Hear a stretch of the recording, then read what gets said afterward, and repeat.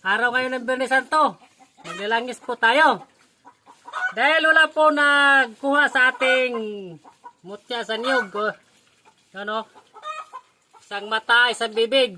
Wala po may nag-PM sa atin pero hindi naman nag-follow up. Kaya ilalangis na natin ngayon sa araw ng Biyernes Santo. Biyernes Santo po ngayon. Friday. Ayan. Sana nga ba ito mainam ang langis na ito? Mainam po ito sa langis. O langis nga. Yung panghilot ba? Kumbaga panghilot.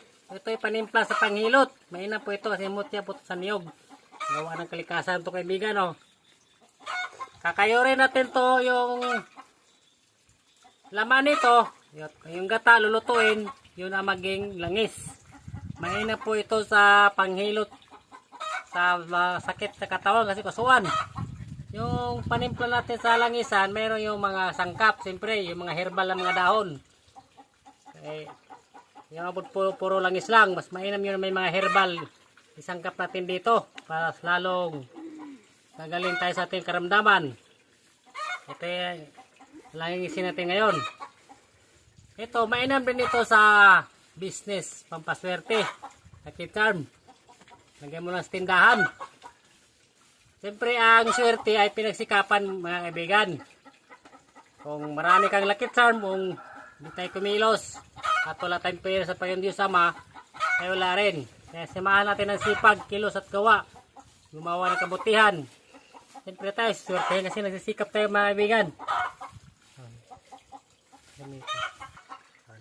Maraming salamat mga kaibigan sa walang sawa niyong suporta sa aking munting channel.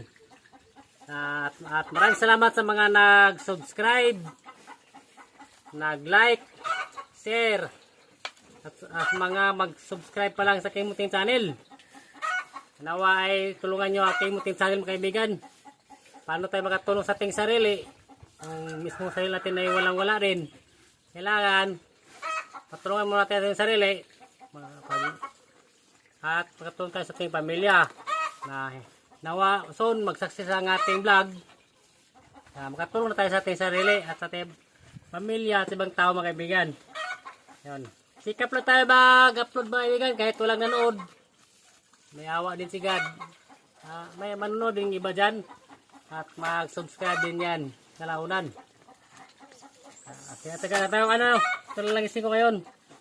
Isang matay sa bibig yan kaibigan. Yun o. Naisikot isang mata. Ito yung mata, ito yung bibig. Kaya po tinatawag siyang mutya. Kasi isang guhit lang po siya. Yan, isang guhit lang yan. Napa itong guhit na isa. So, gawa po ito ng kalikasan kaibigan. Hindi po ito gawa ng tao. Ang gawa ng tao tulad ng medalyon. Yan po ang gawa ng tao. Kailangan po na yan konsagra para mabuhay. At kaya pa na debosyon para gumana yung medalyon. Ito ay nature. Gumagana ito. Natural po kakayahan ito. English pa, nature power. Pag nature power, kusang gumagana yan. So, sa oras ng panganib, ano ba, gawin ko yung kwintas. Lagyan ng mga palaman, mga sangkap. Kusa yan gumagana sa oras ng panganib kaibigan. Huwag po natin testingin. Kung mayroon tayong anting-anting agimat, tayo po ay mapahamak. Either sa pagtesting natin na hindi tayo matablan, sabi nila, so magtaka ka sa oras ng panganib. Bakit tayo ay di natulungan? Kasi sinubok natin yung gabay nito kaibigan. May